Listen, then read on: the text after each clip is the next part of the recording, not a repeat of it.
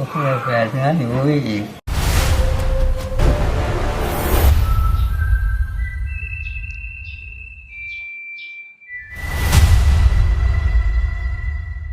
กับสำหรับเหรียญรุ่นสุดหอบขอบจักรวาลเป็นรุ่นที่เพิ่นเขียนอักขระเล็กยันต์ให้เองกับมืออย่างเช่นด้านหน้าและด้านหลังเป็นยันต์ที่อาจารย์สาสุดเลือกให้เอง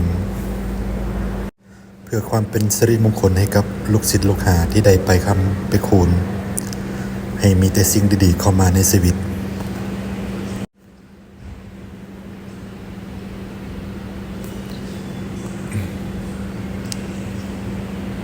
อันนี้ถือว่าเป็นรุ่นทำอิฐที่เพิ่นเขียนยันรุ่นนี้ให้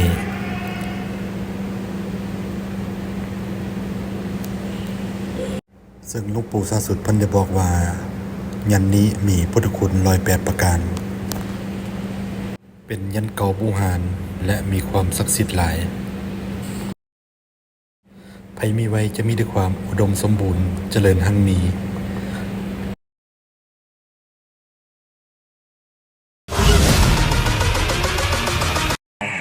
108เลยหรือเปล่าอันนี้นั่งนี่เป็น108แล้ว ก็คือ108ก็คือ108เนื้อหนูอีกโอ้เนื้อนี่บ่มีอีกว่าอาจารย์ เนื้อหนูอีก เดี๋ยวก่อน เนื้อหนูอีก โอ้ เนื้อทั้งหมด เนื้อทั้งหมดน่าจะ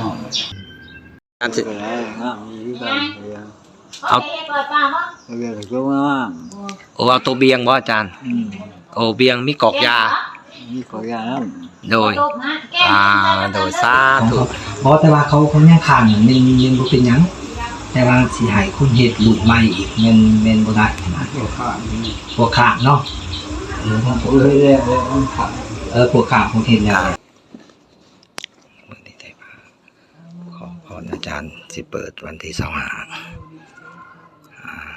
เปิดจองวันที่25เด้อพี่น้อง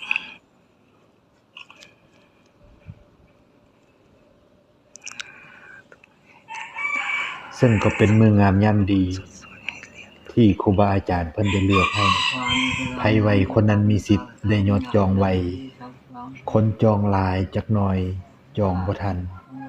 ตอบบ่ทันอย่าว่ากันเด้อทุกท่านการปลุกเสกแมนจะปลุกเสกในช่วงประมาณเดือน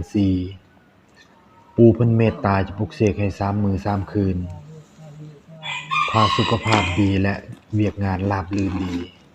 จังได๋ก็ต้องขอกราบสาธุขอให้เพิ่นสุขภาพแข็งแรงเพิ่นมีแต่ความเมตตามีแต่ให้กับลูกกับหลานทุกคนที่ไปเยี่ยมไปยามไปหาเพิ่นรุ่นนี้นับว่าเป็นอีกรุ่นที่เพิ่นทุ่มเททั้งกายทั้งใจในการจัดสร้างให้ส่วนหลายจะอยู่ในการดูแลของเพิ่นนับตั้งแต่มือเปิดจองอักขระยันต์มือปลุกเสกจะเป็นเพิ่นเป็นคนที่ดูแลให้หมดโดย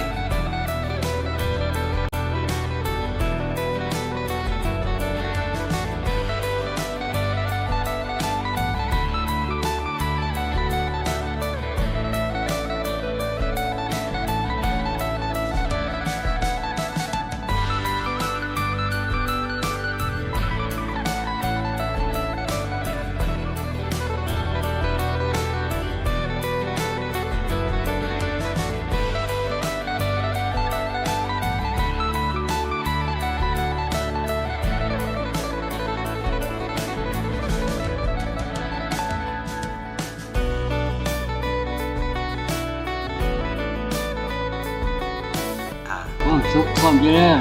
โดยสิ ตรงนี้กระทานเพิ่น สาธุสิเรียนหันเพิ่นว่าให้ดังกอกกังวานอีหยังเลย สำหรับท่านใดอยากเช่าบูชาเหรียญรุ่นนี้แม่นสามารถทักมาได้แต่ว่าเหรียญมีจำนวนจำกัด